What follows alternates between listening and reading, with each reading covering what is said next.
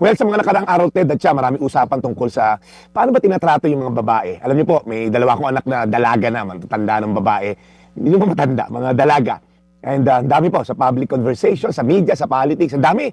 May mga biro, may mga comments, may mga salita minsan nakakababa ng dignidad. At kapag ganun nangyari, okay, magandang balikan natin yung tanong, ano ba talagang tingin ng Diyos sa babae? Hindi po ito opinyon ng kultura, hindi ito opinyon ng politiko. Ano yung sabi ng Diyos? Sabi sa Genesis 1:27, "So God created mankind in His own image. Male and female, He created them." Una po, ang babae ay nilikhang may dignidad.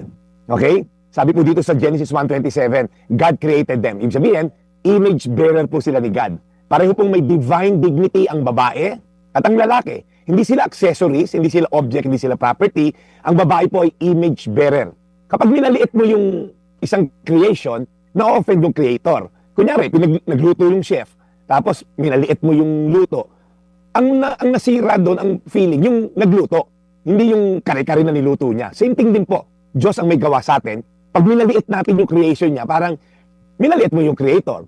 And every woman carries the fingerprint of the creator. Pangalawa po, ang babae dapat po irespeto. Kung titingnan natin ang buhay ni Jesus, sample po siya, makikita natin kung paano niyang tinrato ang mga babae. He spoke with them, He defended them, He restored their dignity. Sa kultura na mababa ang tingin ng society sa babae ng panganahon ni Jesus, tinaas po niya yung standard. Hindi niya tinrato bilang object, tinrato niya sila bilang valuable person in the sight of God. And lastly, careful lang po tayo. Ang salita natin po, may kapangyarihan niya, may power yan. Sabi sa isang Proverbs, the tongue has the power of life and death.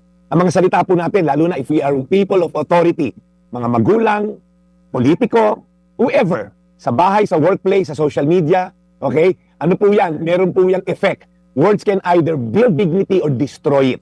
Kaya po, as I end, respect is not just a social value, it's a spiritual responsibility. Tanungin mo sarili mo ngayon, do my words honor women or diminish them? Do I see women the way God sees them?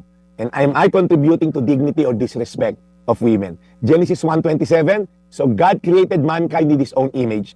Male and female, He created them. Tayo manalangin. Lord, salamat po sa panahon, Lord, na napakadaling magbigay ng opinion.